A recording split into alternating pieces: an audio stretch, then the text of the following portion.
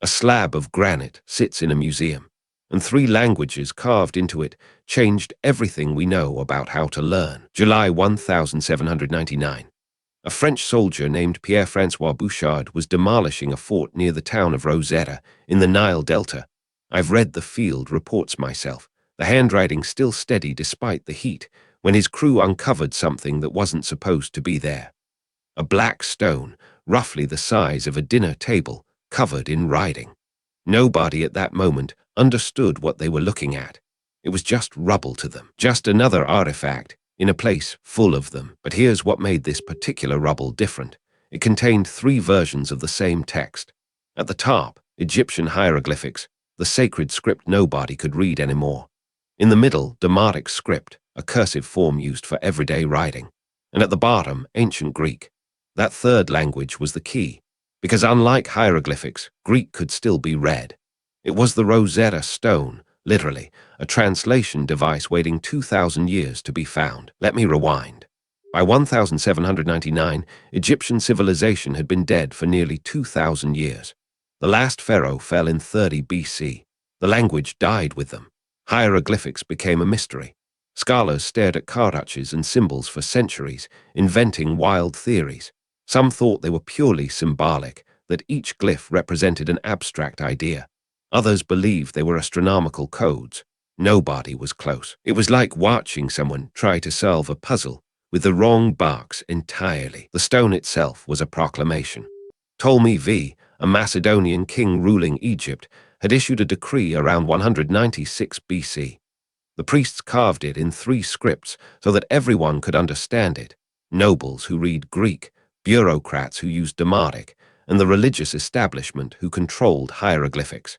It was ancient translation work, a deliberate attempt to make knowledge accessible across different worlds. The British acquired the stone after defeating the French in Egypt.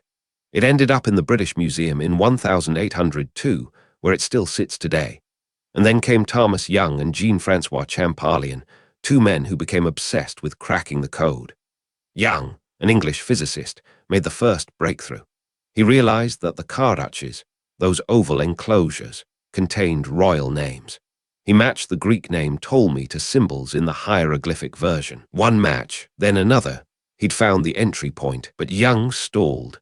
He couldn't take it further. He theorized that hieroglyphics were a mix of phonetic and symbolic elements, but he couldn't prove it systematically. He got tired. He moved on to other work. This is the part that haunts me about scholarship. Sometimes the person who opens the door doesn't walk through it. Then Champollion entered. The French linguist was different. He was relentless, almost fevered in his focus. He taught himself Coptic, a language descended from ancient Egyptian, because he suspected the connection would unlock the grammar. He studied the Greek text obsessively, looking for patterns. In 1822, after years of work, he had his moment. He realized that hieroglyphics weren't just symbols. They were a phonetic alphabet, combined with ideographic signs. The same word could be spelled out phonetically or represented by a single image that meant the whole thing. It was a hybrid system, pragmatic, flexible. The Egyptians had solved the translation problem thousands of years ago by using both pictures and sounds, letting context do the heavy lifting. That's not mystical. That's human ingenuity facing a practical problem and finding an elegant solution. And here's where this connects to something deeper. The Rosetta Stone wasn't just a translation device. It was a mirror. It showed us something fundamental about how human beings communicate across time and across difference. The Egyptians carved their message 3 ways because they understood that knowledge dies if only one group can access it. Translation, in their hands, wasn't a luxury. It was a survival mechanism. In our modern world, we're drowning in information but starving for understanding. We've got translation apps that work in real time, databases with billions of documents, search engines that can find anything. And yet we're more fragmented than ever. Different tribes speaking different languages, not because they don't share words, but because they don't share context. They don't share the Rosetta Stone equivalent, that common reference point that makes meaning possible. The Rosetta Stone teaches us something Champollion understood.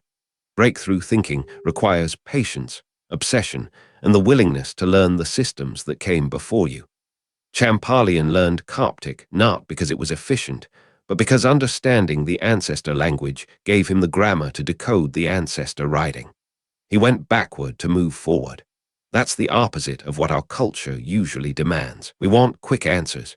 We want the shortcut. But the shortcut is often the long way around.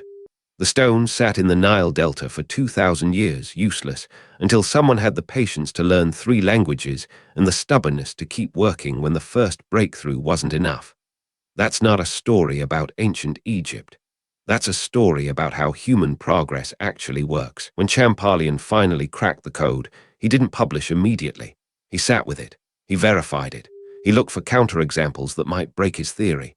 Only when he was certain did he present his findings to the Academy of Sciences in Paris. The letter he wrote is still preserved. His handwriting is careful, methodical. He knew what he'd done. He knew that an entire civilization's voice, silenced for 20 centuries, was about to speak again. But here's what strikes me now. The Rosetta Stone wasn't the breakthrough. It was the permission structure. It gave Champollion the evidence he needed to justify his unconventional approach. Young had found the entry point, but Champollion found the philosophy. He understood that translation is never literal. It's always interpretation. You're not moving words from one language to another. You're rebuilding meaning in a new system. That requires understanding both systems deeply. When you apply that principle to your own life, and this is where ancient wisdom meets modern struggle, it means that learning something genuinely new isn't about accumulating information. It's about learning the grammar of a new system. It's about becoming fluent enough to think in it, not just read it.